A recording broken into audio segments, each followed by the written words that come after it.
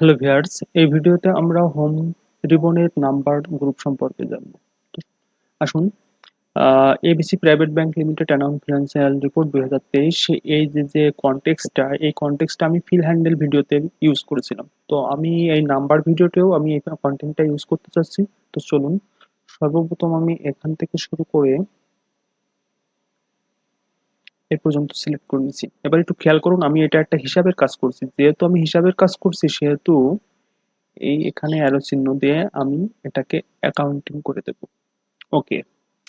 ও, কিছু ভিজুয়াল না। আচ্ছা, ঠিক আছে। এই জিনিসটা আপনাকে দেখাই দিই। এই জিনিসটাকে কন্ট্রোল সি দিয়ে আমি কপি করে এখানে পেস্ট করলাম। Control V. দেখেন, এই জিনিসটা দেখা যাচ্ছে না। এই জিনিসটা দেখার জন্যই আপনি কি করতে পারেন, এটাকে রাইট বাটন দিয়ে সেল ফরম্যাটে যাবেন, দেন অ্যালাইনে সিং টু ফিট। এবার এটা যত বড়ই হোক না কেন, এই হ্যাশ চিহ্ন আপনার দেখাবে না। দেখেন, দেখেন হ্যাশ চিহ্ন দেখাচ্ছে না।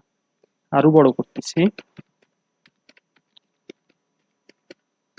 দেখেন তাও হ্যাশ চিহ্ন দেখাচ্ছে না। এই এটাকে কত আছে সেটা দেখা যাবে হচ্ছে এই ফর্মুলা বারে। এটা যতই লেখেন না কেন, এটা ছোট হয়ে যাবে, বাট এই হ্যাশ চিহ্ন দেখাবে না। ওকে, এটা বাইরে ছিল, তারপরেও দেখাই দিলাম। তো এটাকে আমি ভিজিবল করার জন্য প্রথমে সম্পূর্ণটুকু সিলেক্ট করে নিলাম। সিলেক্ট করে আমি ওই পদ্ধতিতে না যেয়ে আমি সিম্পলি জিনিসটাকে ছোট করে নিলাম আপাতত। আচ্ছা, এখন দেখেন সব কয়টার পাশে হচ্ছে আপনার ডলার চিহ্ন আছে। আমি চাচ্ছি না যে সব কয়টার পাশে ডলার চিহ্ন থাকুক, কারণ আমরা তো টাকার হিসেব করছি। সেক্ষেত্রে আমি আবার সিলেক্ট করলাম। সিলেক্ট করে আমি ডলার চিহ্নের পাশে অ্যারোতে সাইন করলাম, করে মোর অ্যাকাউন্টিং গেলাম, যে সিম্বলে অ্যারোতে ক্লিক করে এখান থেকে খোঁজা শুরু করলাম।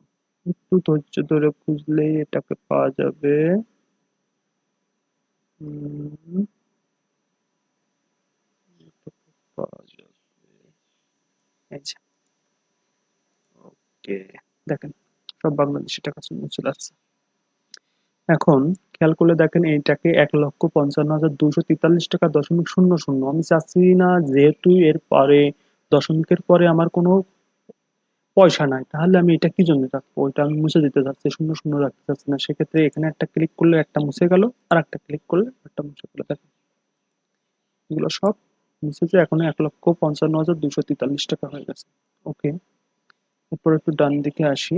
ডান দিকে এসে দেখেন এই যে তিনটে ঘর, এই তিনটে ঘরে কিন্তু আবার দশমিকের পরে সংখ্যা আছে। তো এই তিনটাকে আমি সিলেক্ট করলাম, করে এই পাশে একটা ক্লিক করলে একটা করে সংখ্যা বেরোয় আসলো। আমি 2 সংখ্যা পর্যন্ত রাখতে চাচ্ছি। দেখেন, 64,085 টাকা 85 পয়সা, 3,63,153 টাকা 15 পয়সা। তো এগুলো হয়ে গেল।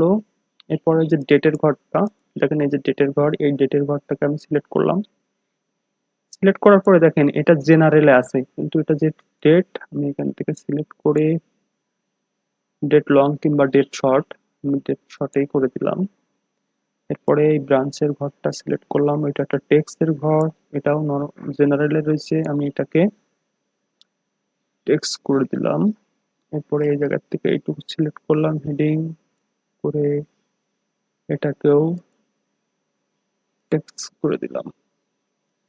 ওকে, তো দেখেন এই জায়গায় আমাদের কি কি আছে।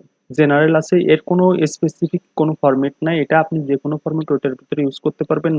নাম্বার সাধারণত আমরা সংখ্যা লেখার ক্ষেত্রে ব্যবহার করি, কিন্তু যোগ বিয়োগ গুণ ভাগ এবং ফর্মুলা যখন ইউজ করব, তখন হচ্ছে আমাদের অ্যাকাউন্টিং ফরম্যাট ইউজ করতে হবে।